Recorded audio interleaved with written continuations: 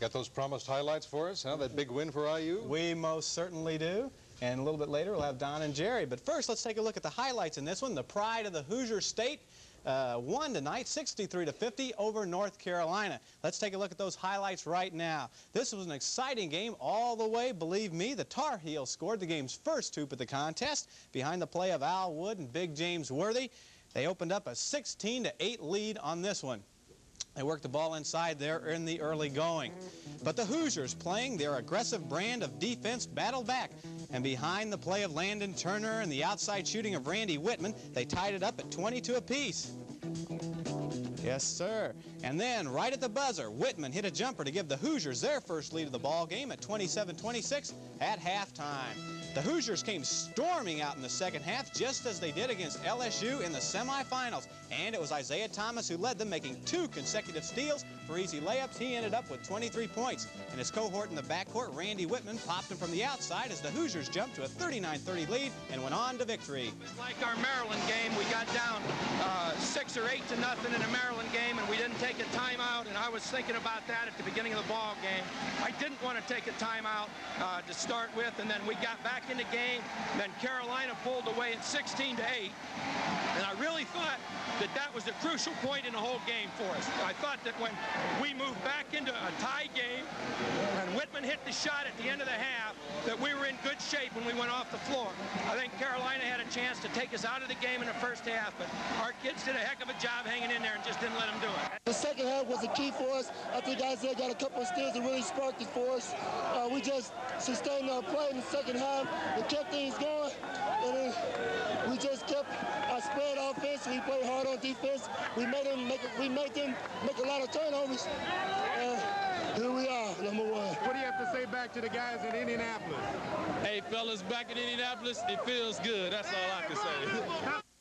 It sure felt good to Landon Turner and everybody else in the state. But now, let's go back live via exclusive satellite to Don, Hein, and Jerry Harkness in Philadelphia.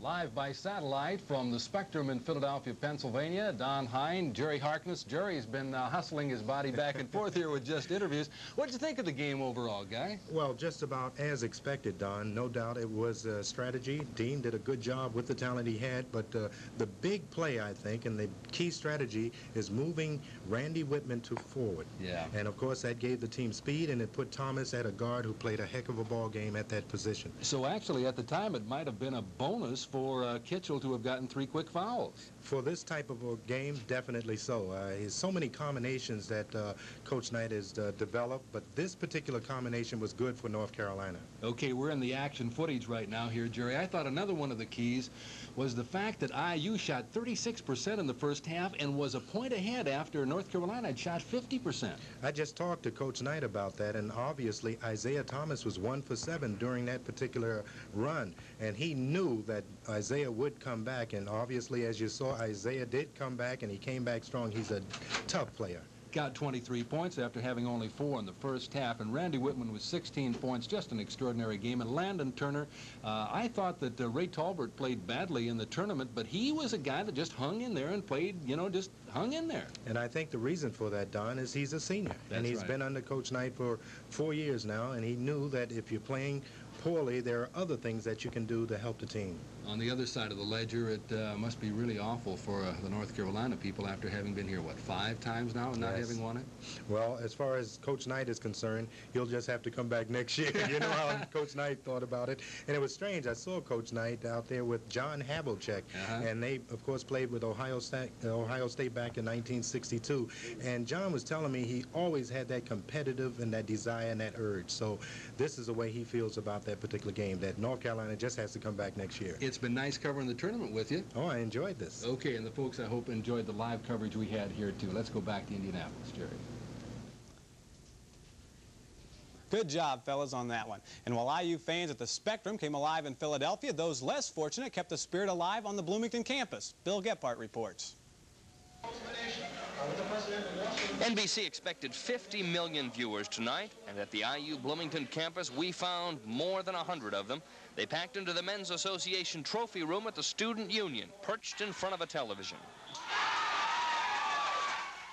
Indiana fans had 1,600 tickets allotted to them, but judging from the noticeable lack of attendance at some classes today, many more than that took the trip to Philadelphia. The rest watched on NBC.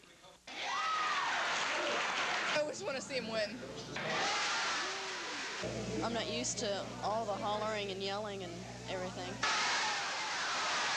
Yeah, it's nice to be here, but, you know... It looks pretty exciting out there. I'd rather be there than here. News Center 13 crews remain in Bloomington tonight and will report on the celebrations. Bill Gephardt, News Center 13. And there you have it from Philadelphia, Indianapolis, and Bloomington. It's all over but the hooping and the hollering. And there'll be a lot of that to come, I guarantee. A lot of that down south tonight, sure. We'll be back in a moment to recap the day's top story.